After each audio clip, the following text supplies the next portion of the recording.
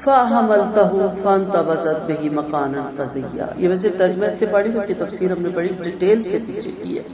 پھر انہیں ان کا حمل قرار پا گیا اور وہ ایک دور والے مکان میں چلی گئی. پھر دور درتزا یعنی لیبر پیل انہیں آیا کہ کھجور کے تنے کے نیچے آ گئی. کہنے لگی کاش کہ میں اس سے پہلے مر چکی ہوتی ہے، بھولی بسری کوئی داستان ہوتی.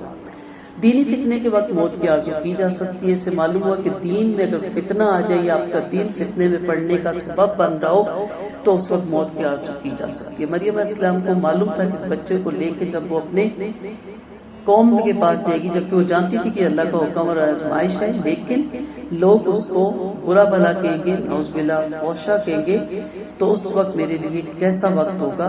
تو کہتی تھی کاش کہ اللہ تعالیٰ مجھے اس آزمائش میں نہ ڈالتا، یا کاش اس سے پہلے ہی میں مر جاتی اور گمنام ہو جاتی، مجھے کوئی نہ جانتا. اسی طرح جب دیکھیں کہ آپ کا دین فتنے میں پڑنے کا خطرہ ہے تو آپ یہ دعا کر سکتے ہیں کہ اللہ اس وقت تک مجھے زندہ رکھ جب تک میں ایمان پہ رہوں.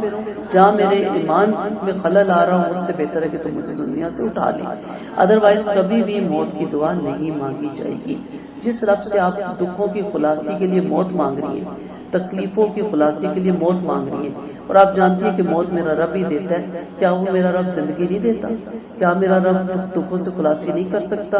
کیا میرا رب تکلیفوں کو دور نہیں کر سکتا؟ کر سکتا ہے. تو جس سے موت مانگے اس سے زندگی مانگے. مایوس مت ہو، اسی سے مانگے جس کی تکلیف میں ڈالا ہے، وہی اس تکلیف سے بھی نکالنے پہ قادر ہے. دنیا کی ساری طاقتیں بھی آپ ملا لینا تو اس تکلیف کو اپنے سے آپ دور نہیں کر سکتے. کسی نے ان کے پیچھے سے پکار کر کہا راج نہ کیجیے، یعنی فرشتے کی آواز تھی، آپ کے رب نے آپ کے پاؤں کے نیچے ایک چشمہ جاری کر دیا ہے اور اپنی طرف سے کھجور کا پتا ہلائیے، تنا ہلائیے، یا آپ کے اوپر تر و تازہ اور پکی کھجوریں گرا دے گا. پھر آرام سے کھا پی کر آنکھیں ٹھنڈی کر لیجیے. اگر آپ کی کسی انسان پر نگاہ پڑ جائے تو اسے کہہ دیجیے کہ میں نے مہربان اللہ کے لیے نہ بولنے کے روزے کی منت مان لی ہے، اس لیے میں کسی سے ہرگز بات نہیں کروں گی. پھر آپ نے انہیں اٹھا کر اپنی قوم کے پاس لائی. قوم نے کہا مریم تو بڑی نامعقول حرکت کر کے آئی، اے ہارون کی بہن، نہ تو تیرا باپ برا تھا اور نہ تیری ماں بدکار تھی. پھر آپ نے بچے کی طرف اشارہ کر دیا کہ اس سے پوچھ. تو بولے آپ بول کے بچے سے کیسے بات کر سکتے ہیں؟ بچہ بول پڑا کہ میں اللہ کا بندہ ہوں. یہاں یہ بھی تردید ہوتی ہے کہ حضرت عیسیٰ علیہ السلام یہ نہیں کہا کہ میں اللہ ہوں یا نعوذ باللہ میں اللہ کا بیٹا ہوں. کیا کہا؟ میں اللہ کا بندہ ہوں اور اس نے مجھے کتاب دیا اور اپنا نبی بنایا، اور میں جہاں بھی ہوں اس نے مجھے برکت والا بنایا، اور مجھے جب تک میں زندہ ہوں نماز و اوقات کا تقییدی حکم فرمایا اور اپنی والدہ کی فرمانبرداری کا بھی، اور اس نے مجھے سرکش اور بد نصیب نہیں بنایا، اور مجھ پر سلامتی ہے جس دن میں پیدا ہوا اور جس دن میں مروں گا اور جس دن زندہ کر کے اٹھایا جاؤں گا. ذالک عیسیٰ ابن مریم قول الحق الذی فیہ یمترون. یہی ہے عیسیٰ علیہ السلام کا واقعہ، سچی بات ہے جس میں لوگ شک میں ہیں. اولاد تو اللہ کی شان کے لائق ہی نہیں، اللہ کی پاک ذات ہے. جب وہ کسی کام کا فیصلہ کرتی ہے تو کہہ دیتی ہے ہو جا، پھر وہ ہو جاتا ہے. یاد رکھو میرا اور تمہارا رب اللہ ہی ہے، اسی کی عبادت کرو، یہی سیدھی راہ ہے. پھر فرمایا کر کے آپس میں مختلف ہو گئے. پھر کافروں کے لیے ایک دن بڑے دن کے آ جانے کی خرابی ہے. اب جب انہوں نے گہوارے میں بات بھی کر لی، اس کے بعد بھی لوگوں نے مختلف رائے قائم کی. جیسے تصاویر کاف میں بھی ہم نے پڑھا نا، کسی نے کہا مسجد بناؤ، کسی نے کہا مندر بناؤ، کسی نے کہا عبادت گاہ بناؤ. یہ نہ دیکھا کہ ان کی تبلیغ سے سیکھے کہ وہ کرنے کیا آئے تھے، کہ توحید کیا چیز ہے، اور توحید کی خاطر انسان تخت و تاج بھی چھوڑنا پڑے تو چھوڑ دے. یہاں بھی انہوں نے یہ نہیں دیکھا کہ اللہ کا اسباب کا محتاج نہیں، اور بغیر اسباب کے بھی اللہ وہ کر گزرتا ہے جو انسان کبھی نہیں کر سکتا. تو ان چیزوں کو بھلا کے وہ کیا کہنے لگے کہ لگتا ہے یہ خدا خود ہے. کسی نے کہا یہ خدا کا بیٹا ہے، کسی نے کہا یہ تین خداؤں کو ایک خدا کا تین اوتار ہیں، حضرت مریم، حضرت عیسیٰ اور حضرت جبرائیل علیہ السلام. تو کہا گیا کہ ان تینوں کے جو عقیدے، ہاں ایک ان میں بھی ایک فرقہ ایسا تھا اور ابھی بھی ہے، لیکن اب ان سے نبی میں ایمان لانا ضروری ہے، ورنہ ایک فرقہ ان میں ایسا تھا جس نے کہا یہ اللہ کے بندے اور اس کے رسول ہیں، کا یہی قول سچا ہے، برحق ہے، اور یہی اصل قول ہے. اس بہم و ابصر یوم یأتون لکن الظالمون اليوم فی ضلال مبین. کیا خوب دیکھنے اور سننے والے ہوں گے. کس کی بات ہو رہی ہے؟ کافروں.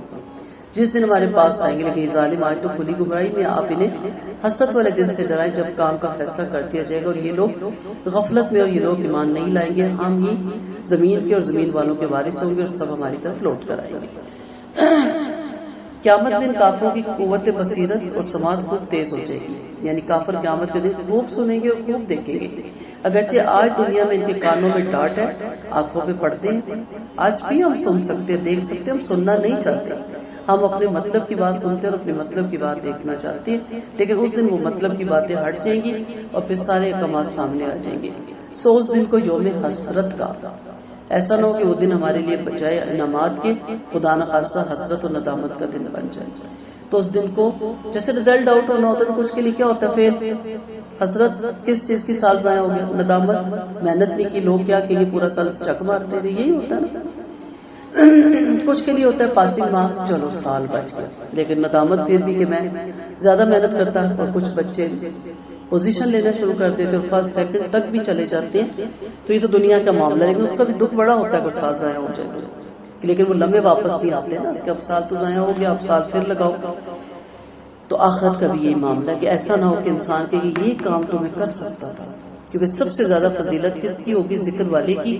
تو کہیں گے یہ تو کام کوئی مشکل نہیں تھا کہ چلتے پھرتے اٹھتے بیٹھتے میں اپنے رب کے احکامات کے مطابق زندگی گزار سکتا تھا. مشکل تب ہوتا نا کہ اس کے احکامات بہت مشکل ہوتے. اس کے احکامات تو بلکہ ہمیں بہت سے بیڑیوں سے، بہت سی جکڑ بندیوں سے، بہت سے خرافات، تہمات، وہمات اور بدعات سے باہر نکالتے ہیں اور ہماری زندگیوں کو آسان کر دیتے ہیں. ہم نے اپنی زندگیاں خود مشکل بنا رکھی ہیں. آپ دیکھیں نا، بھیڑ چال چلے فیشن کے پیچھے چلتے ہیں، ہر مہینے بعد فیشن بدل جاتا ہے، پرنٹ آؤٹ آف فیشن ہو جاتا ہے، ڈیزائن آؤٹ آف فیشن ہو جاتا ہے. چلے وہ بھی گزارا کر لیتے، موبائل پہ آتے ہیں، نئی ٹیکنالوجی ہے، مسے کمیٹی ڈال کے لوٹتے، محنت کر کے ایک موبائل خریدتی ہیں یہ بچیاں، پتہ چلتا ہے نیا آ گیا، اس میں تو دنیا جان کے آپشنز ہیں. اپنا موبائل کیا لگنے لگ جاتا ہے 47 کی کوئی چیز. کتنا دوڑیں گے، کتنا بھاگیں گے، کتنا آگے جائیں گے، یہی ہوتا رہے گا. لیکن جب آپ اللہ کے حکموں پہ آ جائیں گے، کپڑے کا کام سطر ڈھانپنا، ہر کپڑا ہے. آپ اچھے سلیقے سے اچھا سا کلر پرنٹ لے کے اور لوز سے کپڑے بنا کے آرام سے پہن لیں گے. اور سب سے بڑی بات، جب آپ حجاب پہنیں گے تو آپ کو یہ مسئلہ ہی نہیں کہ میں باہر نکلوں گی تو لوگ کیا کہیں گے اس نے 47 کے کپڑے پہنے، یہ پینڈوا یہ کدھر سے آ گئی ہے. آپ کو دین اپنی طرف جوڑتا ہے اور جو دنیا کے کام ہے وہ دنیا کے ساتھ جوڑتے ہیں. تو اس دن یوم حسرت کہا گیا، بہت بھاری دن ہوگا، بہت بڑا دن ہوگا اور اللہ کے بندوں کو اس سے ڈرایا جا رہا ہے. بس کو پھر کتاب ابراہیم اور کتاب ابراہیم کا ذکر کرو. واقعی وہ بڑے سچے نبی تھے. جب انہوں نے جواب سے کہا اے ابا جان، آپ ایسی چیزوں کو کیوں پرستش کرتے ہیں جو سن نہ سکے، دیکھ نہ سکے اور نہ ہی آپ کے کام آ سکے؟ اے ابا جان، یقین مانی میرے پاس وہ علم آ گیا جو آپ کے پاس نہیں آیا. اب اولاد نیک ہو جائے یا اولاد کو سمجھ بوجھ ہو، چلے ہم دنیا داری کی بات کرتے ہیں، ڈاکٹر بن جائے یا کچھ، تو ہم ان کی بات سنتے ہیں کیونکہ پڑھے لکھے ہیں نا. مجھے اپنی والد کی بات بہت ابھی بھی یاد ہے. وہ کہتے تھے کہ جو آج کی تعلیم ہے ہماری وہ نہیں تھی، تو بچوں کی سنا کرو. بچے بڑی کام کی بات کرتے ہیں تو بڑے غور سے سنتے تھے کہ ان بچوں کے پاس آج کل نیا دور ہے، نئی ٹیکنالوجی ہے اور نئی ایجوکیشن ہے، تو وہ پاس میں ڈسکس بھی کرتے تھے. بڑے بڑے ان کے اندر عقیدے تھے. مولا اس کو حضرت علی رضی اللہ عنہ کو کہنا مولا مشکل کشا، تو میں نے کہا ابو یہ شرکیہ جملہ ہوتا ہے. اور پھر جی یہ ہوا، حضرت بلال نے اذان دی تو حضرت بلال کی وہیں روح پرواز کر دی. آپ صلی اللہ علیہ وسلم کی وفات کے بعد میں کہا نہیں، ان کی روح نہیں پرواز کی. پھر حضرت علی دفنائے وہاں گئے، ان کی روح ادھر. یہ بڑے بڑے عقیدے ہمارے سنیوں میں بھی پھیلے ہوئے تھے. تو ہم ان کو بتاتے تھے، فوراً ایکسیپٹ کرتے تھے. اچھا بچے، ہم نے تو یہ ساری زندگی سنا کیونکہ پڑھا تو تھا نہیں. پھر ہم نے کتاب دینی آگے رکھی، یہ دیکھیں کتابوں میں یہ آیا. تو بڑوں کو آپ تبلیغ کر سکتے ہیں بشرطیہ پہلے بڑوں میں اور آپ کے درمیان دیوار نہ حائل ہو.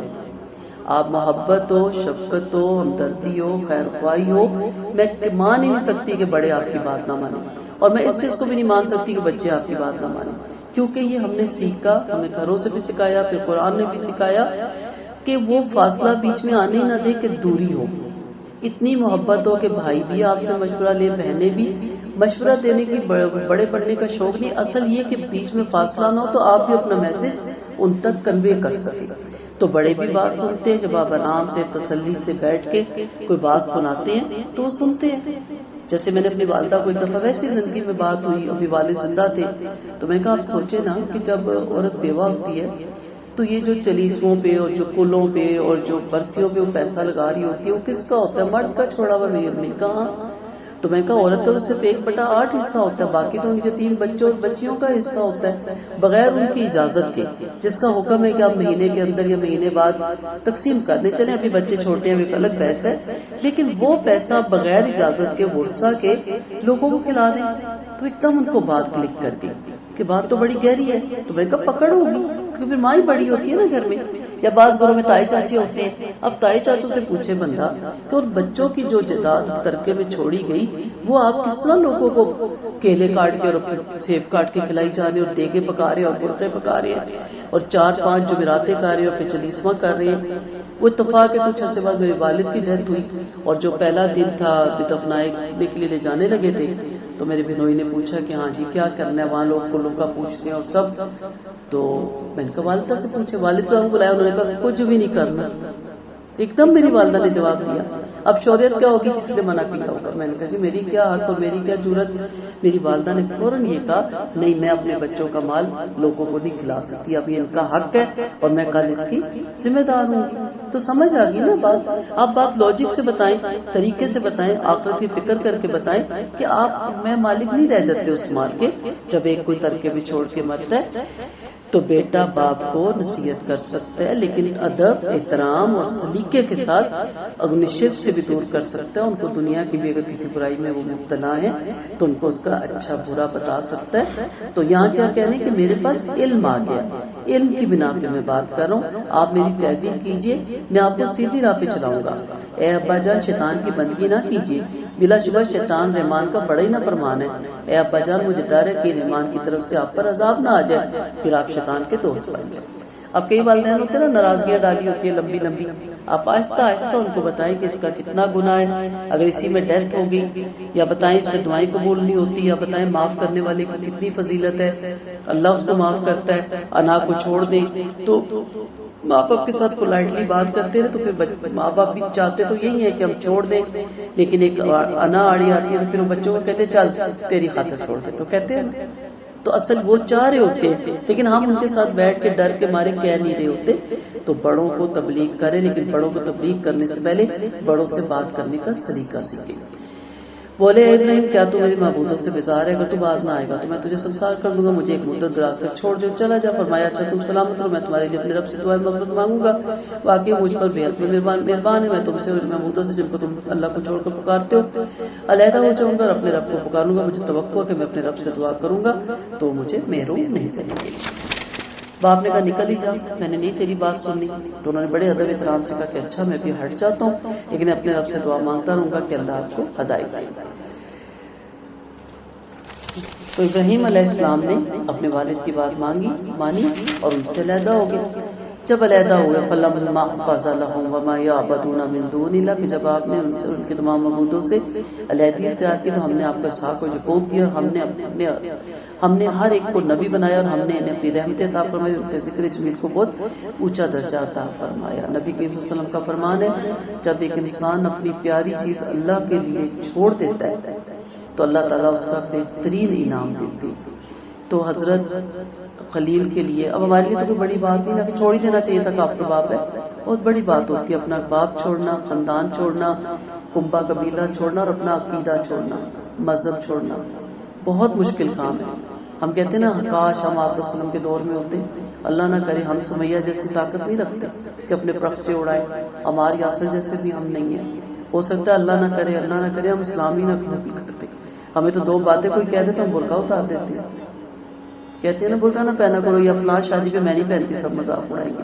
ہم کیسے دعویٰ کر سکتے ہیں؟ لیکن اللہ کی خاطر جو بھی اللہ کے برے کام چھوڑنے کو کہا جا رہا ہے لیکن اس کا بھی اللہ تعالیٰ بہترین نعمت بدل دیتے ہیں. جب ابراہیم علیہ السلام نے خاندان برادری سب کچھ چھوڑا, اب کا دور نہ دیکھیں, ٹھیک ہے ہم اسلام آباد میں کوئی رفتہ ہم لاہور چلے جائیں گے, اس وقت اپنا قبیلہ چھوڑنا اپنے آپ کو موت کے حوالے کرنا تھا, اور دوسرے ملک شہر ملک تک پہنچنے کے لیے کتنے سالوں کی مسافت ہوتی تھی, اور جنگل بیابانوں سے گزرنا ہوتا تھا, اور پیدل سفر کرنے ہوتے تھے, رات میں موت, راستے میں موت بھی آ سکتی تھی. لیکن آپ نے سب کچھ چھوڑ دیا اللہ کی خاطر, تو اللہ نے آپ کو نبیوں کا امام بنایا اور آپ کی نسلوں میں اللہ نے انبیاء پیدا کر دیے. اور اس کتاب میں موسیٰ علیہ السلام کا ذکر کیجیے, واقعی آپ چنے ہوئے رسول اور نبی تھے. ہم نے آپ کو کوئی دور کی دائیں جانب سے آواز دے کر پکارا اور رضداری کے لیے انہیں اپنے پاس بلا لیا. ہم نے اپنی مہربانی سے ان کے بھائی ہارون کو نبی بنا کر کرپا کر دیا. اور آپ اس کتاب میں اس میں اس کا بھی ذکر کیجیے, واقعی آپ وعدے کے پکے اور رسول اور نبی تھے, اور اپنے گھر والوں کو نماز اور زکات کا حکم فرماتے تھے اور آپ رب کے نزدیک پسندیدہ تھے. نبی کریم صلی اللہ علیہ وسلم نے فرمایا اللہ اس شخص پر رحمت فرمائے جو رات کو جا کے نماز پڑھے اور اپنی بیوی کو جگائے، اگر وہ اٹھنے میں ہیل اجت کرے تو اس کے منہ پہ پانی کے چھینٹے مارے، اور اللہ سولت پہ بھی رحم فرمائے جو رات کو جا کے اٹھ کر نماز پڑھے اور اپنے شوہر کو بھی جگائے، اگر وہ اٹھنے میں ہیل اجت کرے تو اس کے منہ پہ پانی کے چھینٹے ڈالے۔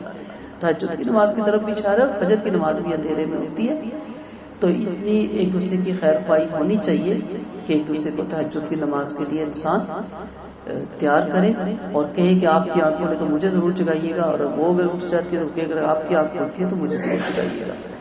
اور آپ اس کتاب میں ادریس کا بھی ذکر کیجیے، یقیناً آپ بڑے ہی سچے تھے اور نبی تھے، اور ہم نے آپ کو بلند جگہ اٹھا لیا تھا۔ یہی وہ لوگ ہیں جن پر اللہ نے اپنا انعام فرمایا، جو آدم کی اولاد میں سے اور ان کی نسل میں سے، جن کو ہم نے نوح کے ساتھ کشتی پہ چڑھا دیا تھا، اور ابراہیم اور یعقوب کی اولاد میں سے اور ان لوگوں میں سے جن کو ہم نے ہدایت دی اور چن لیا، جب ان کے سامنے رب رحمان کی آیتیں پڑھی جاتی ہیں تو روتے ہوئے سجدے میں گر جاتے ہیں۔ ایک ماں کے سامنے اس کے بچے کی بات کی جائے نا جو پردیس میں ہو تو رو پڑتی ہے، پردیس ہی آ جائے گا کیوں رو پڑتی ہے؟ کبھی سوچے؟ دل ماں اٹکا ہوتا ہے، تڑپتی ہے اس کی محبت میں، اس کی جدائی میں، لیکن رب کی بات آتی ہے تو کوئی نہیں رونا آتا، کیونکہ تڑپ ہی نہیں، محبت ہی نہیں، دل ہی نہیں اٹکا ہوا۔ اگر دل اٹکا ہو نا، اسی لیے دل مانگے، اور وہ دل مانگے جس میں رب کی محبت ہو، اور اپنے رب کی محبت مانگا کرے، کہا کہ اللہ تعالیٰ اپنی محبت دے، وہ تڑپ دے جو اپنے انبیاء کو دی اور اپنے اصحاب کو دی۔ تو جب یہ آیتیں تو اس وقت اتری نا جب نجاشی کے آگے سامنے پڑھی گئی تو رو پڑے تھے، گر پڑے تھے سجدہ کرتے ہوئے۔ ہماری بھی یہ کیفیت ہونی چاہیے نا کہ جب اللہ رسول کا نام آئے تو ایک تڑپ ہو، ایک محبت ہو۔ پھر ان کے بعد ایسے نالائق پیدا ہوئے کہ نماز ضائع کر بیٹھے اور خواہشوں کے پیچھے پڑ کے پھر انقریب نقصان سے دوچار ہوئے، مگر جس نے توبہ کر لی، مان لیا اور نیک عملوں میں لگا رہا، ایسے ہی لوگ جنت میں جائیں گے اور ان پہ کچھ بھی ظلم نہ ہوگا۔ اوپر انبیاء کا اور ان کے ماننے والوں کا ذکر ہے جو اللہ کے احکام اور حدود قائم رکھتے ہیں، فرائض بجا لاتے ہیں، ممنوعات سے رکتے ہیں۔ اب ان کے نالائق اولاد کا بیان ہے جو اپنے بزرگوں کے سراسر الٹ چلتے ہیں، یعنی انبیاء کے نیک گروہ کے بعد دوسرے لوگ پیدا ہوئے جن کی نالائکی کا یہ عالم تھا کہ نماز ضائع کر بیٹھے۔ پھر جب دین کا ستون اس کی روح ان سے کھو گیا کہ دوسرے عملوں کا کیا کہنا۔ نماز ضائع کرنے سے کیا مراد ہے؟ سستی، کاہلی اور ٹائم ضائع کرتے رہنا، اور دوسرے اس میں بالکل ترک کر دینا بھی آ جاتا ہے۔ دونوں کا ہی نقصان ہے۔ اس کے نماز کو اپنے اول وقت میں ادا کریں، چھوٹی بات نہیں ہوتی۔ دیر کر کے نماز پڑھنا، اب میں ہمیشہ یہ مثال سے سمجھاتی ہوں نا کہ آپ کسی کو کوئی کام کہ ابھی کرتا ہوں، 2-3 گھنٹے کے بعد کریں، آپ اس کو بڑی بیزاری سے دیکھتے ہیں کہ کام تو ہو ہی جاتا ہے لیکن آپ کا دل خوش نہیں ہوتا۔ آپ کہتے ہیں 2 گھنٹے مجھے بٹھایا ہے۔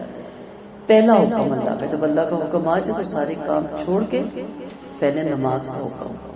سچی توبہ تمام گناہوں کو مٹا دیتی ہے۔ جو نماز ضائع کرنے سے اور شہوت پرستی سے رک گیا اور سچے دل سے توبہ کر لی تو اللہ اس کی توبہ قبول فرمائے گا، اس کا انجام اچھا کرے گا، اسے نعمت والی جنت کا وارث بنا دے گا، کیونکہ سچی توبہ تمام پہلے گناہوں کا کفارہ بن دیتی ہے۔ آپ نے فرمایا کہ گناہوں سے توبہ کرنے کے بعد انسان ایک معصوم شخص کی طرح ہو جاتا ہے، اسی وجہ سے توبہ کر لینے کے بعد ان کی نیکیوں کے صلے میں ذرا بھی کمی نہیں کی جائے گی اور ان کے پہلے گناہوں سے مقابلہ کیا جائے گا، اور بات والی نیکیاں ان بدیوں کے مقابلے میں لا کر ان گناہوں کو ختم کر دے گی۔ جنات عدن التی وعد الرحمن عبادہ بالغیب انہ کان وعدہ مأتیا، یعنی ہمیشگی والی جنتوں میں جن کا مہربان اللہ نے غائبانہ اپنے بندوں سے وعدہ فرمایا، یقین مانو اس کا وعدہ پورا ہی ہونے والا ہے، جہاں وہ کوئی بھی بیہودہ بات نہ سنے گی، بس سلام اسلام کی آوازیں آئیں گی اور انہیں وہاں صبح شام کھانا بھی ملے گا، اور یہ ہے وہ جنت جس کا وارث ہم اپنے متقی بندوں کو بناتے ہیں۔ اللہ تعالیٰ ہمیں جنت الفردوس کے اعلیٰ درجے عطا کرے۔ آپ صلی اللہ علیہ وسلم نے فرمایا جنت والوں کا پہلا گروہ جو جنت میں جائے گا، ان کے چہرے 14ویں رات کی چاند کی طرح دہک رہے ہوں گے، اور انہیں وہاں نہ تھوک آئے گا، نہ بلغم، نہ پیشاب، نہ پخانہ۔ ان کے برتن اور کنگے سونے اور چاندی کے ہوں گے، اللہ ہمیں ان میں شامل کریں۔ ان کی انگیٹھیاں اونٹ کی ہوں گی، پسینہ مشک ہوگا، ہر ایک کی 2 بیویاں ہوں گی، اور ان کا اس غضب کا حسن ہوگا کہ گوشت کے اندر سے پنڈلی ہوگا، گودا نظر آگا، نہ وہاں اختلاف ہے، رائے ہوگا، نہ کوئی کسی سے بغض رکھے گا، ان سب کے دل ایک ہی شخص کے جیسے ہوں گے، وہ صبح شام اللہ کی پاکی بیان کریں گے۔ ہم اپنے آپ کے رب کی اجازت کے بغیر نہیں اترتے، ہمارے آگے پیچھے کی اور درمیان کی تمام چیزیں اسی کی ملکیت میں، اور آپ کا رب بھولنے والا نہیں، وہ آسمان و زمین کا اور ان کے درمیانی چیزوں کا رب ہے، آپ اسی کی عبادت کریں اور اسی کی عبادت پر جمے رہیں۔ کیا آپ کو کسی کو اس کے برابر کا آپ جانتے ہیں؟ فرشتوں کے بارے میں بتایا گیا، آپ صلی اللہ علیہ وسلم سے ڈیمانڈ کی جاتی تھی نا، لیکن یہاں کہا گیا کہ فرشتوں نے کہا کہ ہم کسی کی ڈیمانڈ پہ نہیں اترتے۔ رحمت اللہ علیہ صلی اللہ علیہ وسلم نے جبرائیل علیہ السلام سے پوچھا کہ آپ ہم سے ملنے کے لیے کثرت سے کیوں نہیں آتے؟ اس پہ آیت اتری، جبرائیل علیہ السلام نے کہا کہ ہم اپنی مرضی سے نہیں آتے، اللہ تعالیٰ کے حکم سے آتے ہیں۔ ابن عباس فرماتے ہیں جبرائیل علیہ السلام کا آنا رک گیا، جس سے نبی کریم صلی اللہ علیہ وسلم کو بڑا ملال ہوا۔ پھر آپ کے پاس جبرائیل علیہ السلام آئے اور اپنے نہ آنے کا عذر بیان کیا کہ ہم اللہ کی اجازت کے بغیر نہیں اتر سکتے۔ اور انسان کہتا ہے جب میں مر جاؤں گا تو کیا میں پھر ایک زمانے کے بعد زندہ کر کے قبر سے اٹھایا جاؤں گا؟ کیا انسان کو یہ یاد نہیں کہ شروع میں بھی ہم نے اسے پیدا کیا؟ یعنی اب تو وجود ہے تو اٹھائے جائیں گے، پہلے بغیر وجود کے بکھرے ہوئے تھے نا، بکری میں، گوشت میں، دودھ میں، اناج میں، فصلوں میں، پھلوں میں، وہ ساری خوراک باپ کا نطفہ بنتی ہے، ماں کے یوٹرس میں منتقل ہوتی ہے، پھر ماں کے پیٹ میں پلتا ہے۔ وہ کیا تھا؟ وہ خیر سے پانی کا نطفہ، یہاں قطرہ رکھتے تو جگہ ناپاک ہو جائے، اور اس قطرے کو رکھ کے کوئی بھی دنیا کی ٹیکنالوجی نکال دے وہ قطرہ انسان نہیں بن سکتا، لیکن اس کتنے اندھیروں کے اندر اللہ تعالیٰ اس کو 40 دن تک قطرہ ہی رہنے دیتا ہے۔ پھر 40 دن کے بعد جب ہم نے اس کی پوری ڈاکومنٹری دیکھی تو جو کیڑا نہیں زمین کے نیچے یوں یوں ہل رہا ہوتا، کچھوا جسے کہتے ہوتے تھے، ایک تو دوسرا کچھوا ہوتا نا پتلے سے، وہ اکثر مچھلی پکڑنے کے لیے اس کے آگے لگائے جاتے کانٹے کے۔ تو میں پریشان ہو گئی، میں کہا اللہ یہ تھی میں، کبھی سوچے نا کہ کیا تھی میں۔ پھر گوشت کا لوتھڑا بنایا پورا، جیسے آپ خرید کے لائے بغیر کٹے ہوئے کلو گوشت، تو کیا ہوتا ہے خون سے بھرا ہوا، وہ یہ تھی میں۔ پھر اللہ نے جیسے ہم مٹی کے نہیں کھلونے بناتے تھے، اس کے پاؤں بناتے تھے، منہ بناتے تھے، اسی گوشت کے اندر سے کون ہماری اتنی پیاری پیاری پیاری ٹانگیں نکال رہا ہے، چلے وہ بھی ہو گیا۔ اب اندر چھوٹی سی باڈی میں اتنی مشینری فٹ، اندر ہی اندر جال بن رہا ہے، دماغ سے چل رہا ہے، ادھر جا رہا ہے، ادھر شہرانے ادھر شہرانے، چھوٹا سا دل، چھوٹے چھوٹے گردے، چھوٹا سا پتا، چھوٹی سی تلی، چھوٹا سا میدا، کبھی سوچا کرے نا؟ اور سانس کی نالی، خوراک کی نالی، یہ سب کیا ہے؟ وہ بنانا مشکل تھا کہ مرنے کے بعد جی اٹھنا مشکل، بہت زیادہ ناممکن تھا۔ تو وہ چیز میرا رب کر سکتا تو یہ نہیں کر سکتا؟ کہا وہ کچھ بھی نہ تھا، آپ کا رب تقیدی قسم کھاتا ہے کہ ہم انہیں ضرور اٹھائیں گے اور شیطانوں کو بھی، پھر ہم انہیں جہنم کے آس پاس اس حال میں حاضر کریں گے کہ وہ گھٹنوں کے بل گرے ہوئے ہوں گے، پھر ہم انہیں جو جہنم میں جانے کے زیادہ حقدار ہیں خوب جاننے والے، اللہ ہمیں جہنم اور جہنم کے کاموں سے اور اس کی آوازوں سے بھی محفوظ رکھے۔ تم میں سے ہر ایک دوزخ پہ جانے والا ہے، یہ آپ کے رب کا ایک قطعی فیصلہ ہے، پھر ہم پارساؤں کو بچا لیں گے اور ظالموں کو اس میں گھٹنوں کے بل گرا ہوا چھوڑ دیں گے۔ ابن مسعود فرماتے ہیں تمام لوگ پل صراط پہ سے گزریں گے، اب بتائیں کیا بنے گا؟ جو کہ اتنی باریک ہے، تیز دھار سے بھی زیادہ باریک، چھری ایسی ہو جائے نا کیسے کاٹ کے رکھ دیتی ہے انگلی، اس پہ پیر رکھنے ہیں، کتنا ہمیں یقین ہے ہم باہر ہو جائیں، کبھی سوچا کریں۔ اور وہ رکھی بھی کیا جا رہی جہنم کے اوپر، اس کے اوپر سے گزرنا ہے، اور جو اس قابل نہیں ہوں گے نا جنت میں جانے کے، وہیں سے ان کے پیر کٹیں گے اور نیچے جا کے گریں گے۔ آگ کے پاس کھڑے ہونے سے پہلے اس پل صراط پہ داخل ہونا ہی ہے، پھر اس پل سے اپنے اپنے عملوں کے مطابق عبور کریں گے، کوئی بجلی کی طرح، کوئی آندھی کی طرح، کوئی پرندے کی طرح، کوئی تیز رفتار گھوڑے کی طرح، کوئی اچھے اونٹ کی طرح، کوئی دوڑ لگا کر، یہاں تک کہ سب سے آخر میں وہ شخص عبور کرے گا جس کا نور اس کے پیروں کے انگوٹھوں پر ہوگا، یہ گلتا پڑتا عبور کر ہی لے جائے گا۔ پل صراط پہ پھسلن ہوگی اور اس پر انکرے ہوں گے، کانٹے ہوں گے، اس کے دونوں طرف فرشتوں کی جماعتیں ہوں گی جن کے پاس آگ کے انکرے ہوں گے جن سے وہ لوگوں کو اچک کر جہنم میں جھونکتے جائیں گے، یعنی جو جہنمی ہونے کے لائق ہوں گے۔ پل صراط سے مومن اور متقی کی سلامتی سے پار ہو جائیں گے، اللہ تعالیٰ میں ان لوگوں میں شامل کرے۔ وَإِذَا تُتْلَىٰ عَلَيْهِمْ آيَاتُنَا، اب مومن اور متقی اور کافر کی مثال بھی بیان کی جاتی ہے۔ جب انہیں ہماری صاف صاف آیتیں پڑھ کر سنائی جاتی ہے تو کافر ایمان والوں سے کہتے ہیں ہم دونوں میں سے کس کا مرتبہ بلند ہے اور کس کی مجلس شاندار ہے، ہم نے اس سے پہلے بہت سی قومیں تباہ کر دی جن کا ساز و سامان شاندار تھا اور قوم نام و نمود والے بھی تھے، خوب نام و نمود والے بھی تھے۔ اب ہوتا ہی ہے کہ کہ یہاں پہ اپنی غلطی، اپنی سیٹ انسان چھوڑنا پسند نہیں کرتا۔ کافروں کی گندی عادتوں کا بیان ہے کہ جب ان کے سامنے ہماری آیتیں پڑھی جاتی ہیں جو اپنے بیان میں صاف ہے تو ان سے منہ موڑ لیتے ہیں اور پیٹ پھیر لیتے ہیں اور منہ سے فخریہ کہتے تھے کہ ہمارا دین درست ہے، تبھی تو ہمارا مرتبہ اچھا، تبھی تو ہم اس عہدے پہ بیٹھے ہیں، ہم شاندار لوگ ہیں۔ اور اسی چیز میں وہ اپنے خوبصورت بالاخانے، خوبصورت مکانات، اونچی اونچی جگہوں پہ بیٹھتے تھے اور بڑی بڑی باتیں کرتے تھے۔ اور ہمارے بھی یہاں کہتے ہیں نا جتنے کاردانے ہوتے کملے بھی سیانے، ہم بھی ان کو ہی عقل مند کہتے ہیں جو دولت والے ہوتے ہیں، لیکن عقل کا تعلق دولت سے نہیں ہے۔ تو علم کی کوئی یہاں فضیلت نہیں ہے. ایک غریب بندہ سمجھدار بھی ہے تو اس کی کوئی بات سننے کے لیے تیار نہیں ہے. وہ زمین پہ بیٹھا بیچارہ منہ دیکھ رہا اور جواب بھی نہیں دے سکتا. حالانکہ بعض جگہ بعض موقعوں پہ آپ کے کام کرنے والی اتنی گہری بات آپ کو سمجھا سکتی ہے کہ جو آپ نے کتابوں میں بھی نہیں پڑھی, لیکن اس کو ہم بولنے دیں گے کتاب میں کہیں گے اپنے کام رکھ. یہی کہیں گے نا, تجھے کس نے حق دیا کہ برتن مانج جس کام کے لیے لگی ہے. ہر ایک کے پاس عقل اور سمجھ ہوتی ہے. تو یہاں بتایا جا رہا ہے کہ اتنا غرور اور تکبر کہ وہ سمجھتے ہیں کہ یہ مال و دولت ہمیں اس لیے دیا گیا کہ ہم ہیں ہی بہت اچھے لوگ, یہ تو بطور آزمائش دیا گیا. یہ تو قارون کو بھی دیا گیا تھا اور فرعون کو بھی دیا گیا تھا. آپ فرماتے ہیں جو گمراہی بھی ہوتا ہے اس سے مہربان اللہ خوب ڈھیل دیتا ہے, یہاں تک کہ جب وہ بعد عذاب یا قیامت کو دیکھ لے گا تو پھر انہیں معلوم ہو جائے گا کہ کون بدترین مرتبے والا اور کمزور ترین جتھے والا ہے. وَيُرِيدُ اللَّهُ الَّذِينَ اهْتَدُوا هُدًى وَالْبَاقِيَاتُ الصَّالِحَاتُ خَيْرٌ عِندَ رَبِّكَ ثَوَابًا وَخَيْرٌ مَرَدًّا. اور اللہ ہدایت والوں کی ہدایت بڑھا دیتا ہے اور باقی رہنے والی نیکیاں ثواب اور انجام کے اعتبار سے بہت ہی بہتر ہے. کیا تم نے اسے دیکھا جس نے ہماری آیتیں نہیں مانی اور کہا کہ مجھے یقیناً مال اور اولاد دی جائے گی؟ کیا وہ غیب کو جھانک کر آیا یا مہربان اللہ کے پاس سے کوئی وعدہ لے کر آیا؟ ہرگز نہیں. ہم اس کی باتیں لکھ لیں گے اور اس کے لیے سزا بڑھاتے چلے جائیں گے اور ہم اس کی چیزوں کے وارث ہوں گے اور یہ ہمارے پاس تنہا آئے گا. عاص بن وائل کی ترتیب تھی. حباب بن عارض کہتے ہیں میں مکہ میں لوہار تھا. ابو العاص بن وائل پر میرے پیسے تھے. ایک دفعہ تقاضے کے لیے میں اس کے پاس گیا تو کہنے لگا جب تک تم محمد صلی اللہ علیہ وسلم کو نہ مانو گے میں تمہارے پیسے نہیں دوں گا. میں نے کہا اللہ کی قسم میں تو مر کبھی دوبارہ زندہ ہو جاؤں نا تو بھی نبی کریم صلی اللہ علیہ وسلم کے ساتھ کبھی شرک نہ کروں. بولا اچھا تم مر کے زندہ ہوگے تو اس وقت میرے پاس آنا, میں پھر وہاں پہ میں بھی ظاہر زندہ ہوں گا, میرے پاس مال و اولاد ہوگی, اس وقت میں تمہارے پیسے لوٹا دوں گا. اس پر یہ آیت اتری کہ مر کے بعد جب تم زندہ ہوگے تو اکیلے ہوگے, تنہا ہوگے, خالی ہوگے. یہ دنیا کی مال و دولت تم دنیا ہی میں چھوڑ جاؤ گے. وہاں تمہارے اعمال ہوں گے جس کے کو سامنے رکھ کے معاملے کیے جائیں گے. اس لیے قیامت کے دن کا مذاق اڑانے کے لیے قیامت کا نہیں بتایا جاتا. قیامت اس لیے بتائی جاتی ہے کہ اس کے لیے تیاری کر کے رکھیں.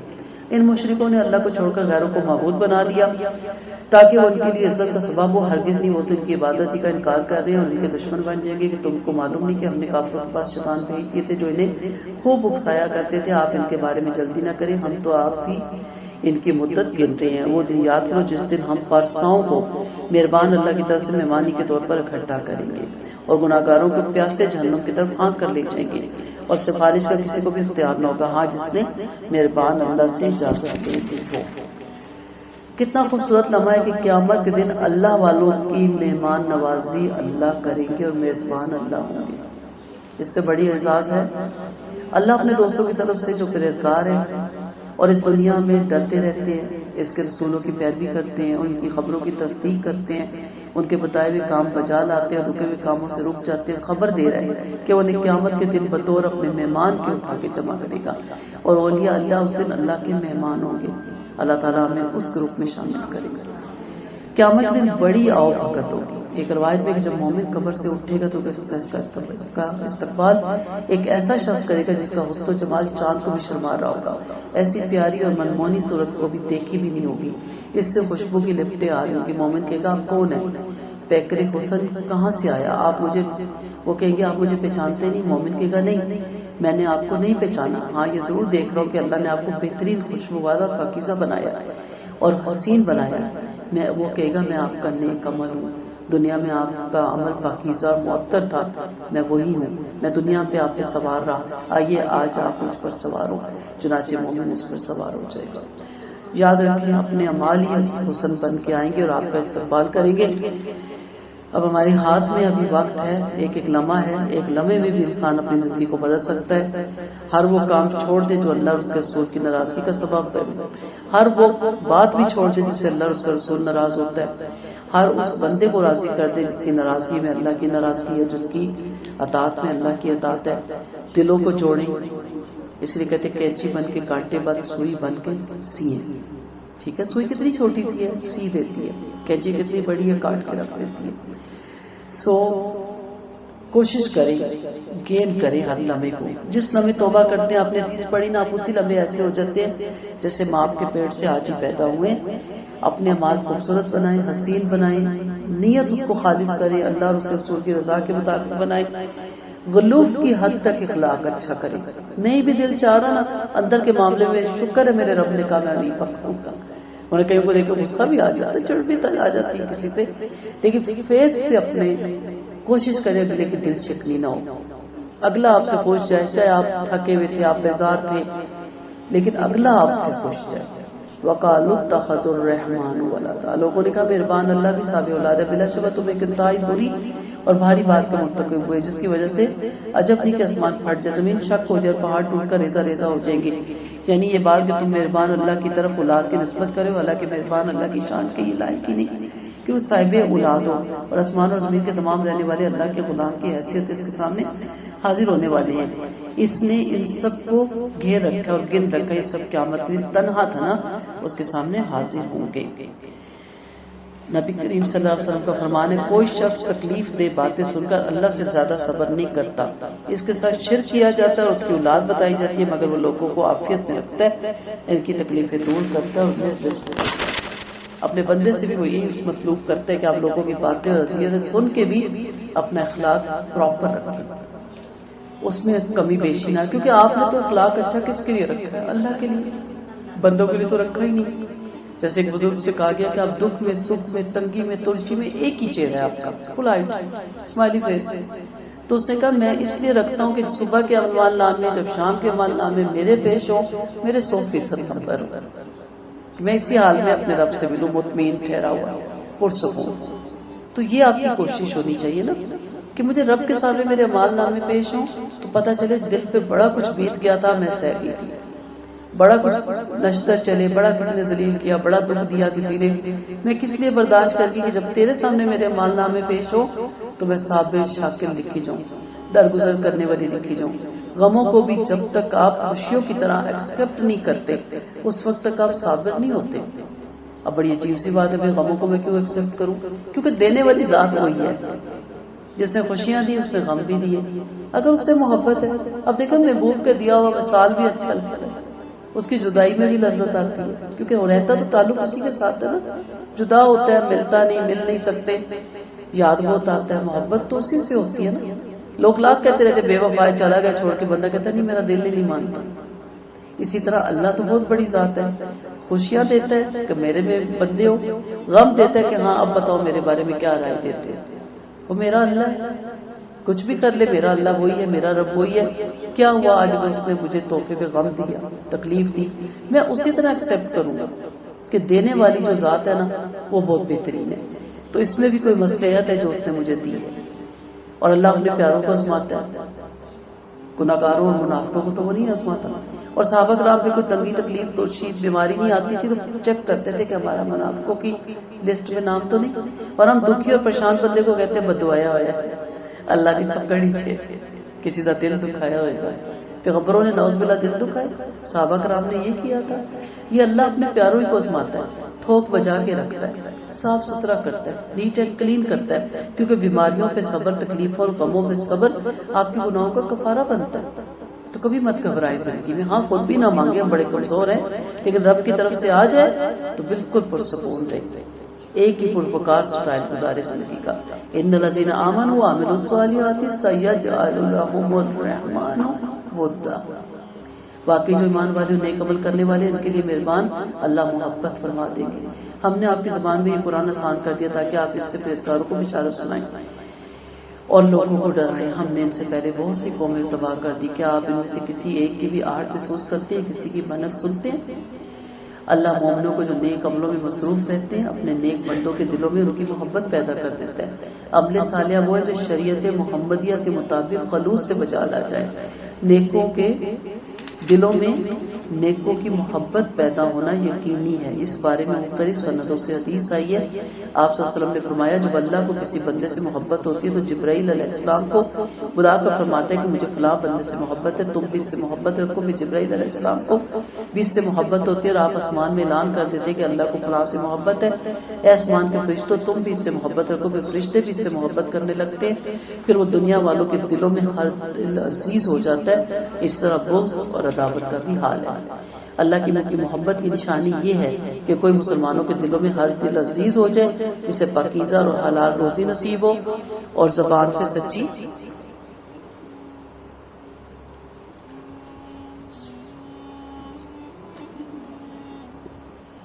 اور زبان سے سچی بات بھی، اور اوتسمعوا لهم رکزا، اور میں سے کسی ایک کی آٹھ بھی محسوس کرتے ہیں، کسی کی محنت بھی آپ سنتے ہیں. تو یہاں پہ کہا گیا کہ یہ پاکیزہ روزی اور حلال روزی نصیب ہو اور زبان سے سچی بات بھی نکلے. اس لیے سب کچھ یہی رہ جانا ہے، دلوں کو جیتے، دلوں پہ حکومت کرے. سروں پہ حکومت کرنا بڑا آسان ہے، جس کے پاس اقتدار آیا، تلوار آئی، اس کے سر پہ مسلط ہو جانا ہے، لیکن موقع ملتے ہی انسان اس کو سر سے اٹھا کے پٹکتا ہے.